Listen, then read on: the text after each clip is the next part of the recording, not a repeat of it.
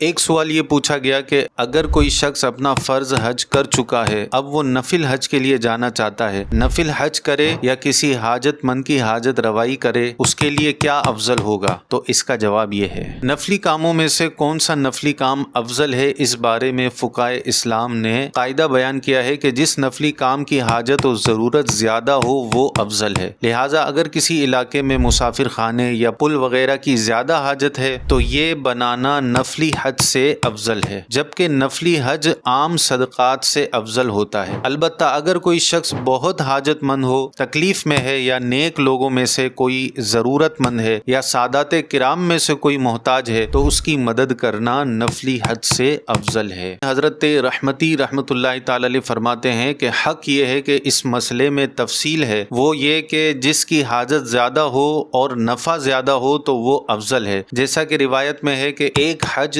10 غزوات سے افضل ہے، اور اس کا عکس بھی مروی ہے۔ اسی طرح اگر مسافر خانے کی حاجت ہو تو مسافر خانہ بنانا صدقہ اور نفلی حج کرنے سے افضل ہے، اور جب فقیر مجبور ہو یا نیک لوگوں میں سے کوئی ہو یا حضور علیہ الصلوۃ والسلام کے اہل بیت میں سے ہو تو اس کی عزت افزائی نفلی حج اور عمرے اور مسافر خانہ بنانے سے افضل ہے۔ علامہ شامی نے نہایت نفیس حکایت اس طرح بیان فرمائی ہے کہ ایک صاحب 1000 اشرفیاں لے کر حج کو جا رہے تھے، ایک سیدانی تشریف لائی اور اپنی حاجت ظاہر فرمائی، تو انہوں نے اس سیدہ خاتون کو سب اشرفیاں نظر کر دی اور واپس آ گئے۔ جب وہاں کے لوگ حج سے واپس آئے، ہر حاجی اس سے کہنے لگا کہ اللہ تعالیٰ تمہارا حج قبول فرمائے۔ انہیں تعجب ہوا کہ کیا معاملہ ہے، میں نے حج تو نہیں کیا، اس سال میں حج پہ نہیں گیا، یہ لوگ ایسا کیوں مجھے کہہ رہے ہیں؟ تو خواب میں زیارت اقدس صلی اللہ علیہ وآلہ وسلم سے مشرف ہوئے۔ حضور نے ارشاد فرمایا، کیا تجھے لوگوں کی باتوں سے تعجب ہوا؟ عرض کی کہ ہاں یا رسول اللہ صلی اللہ علیہ وآلہ وسلم۔ فرمایا کہ تو نے جو میرے اہل بیت کی خدمت کی، اس کے عوض میں اللہ تعالیٰ نے تیری صورت کا ایک فرشتہ پیدا فرمایا جس نے تیری طرف سے حج کیا، اور قیامت تک وہ تیری طرف سے حج کرتا رہے گا۔ اللہ رب العزت ہمیں بھی سادات کرام کی سچی پکی محبت نصیب فرمائے، اور جو سادات کرام غریب ہیں ہمیں ان کی خدمت کرنے کی توفیق نصیب فرمائے، آمین بجاہ النبی الامین صلی اللہ علیہ وسلم۔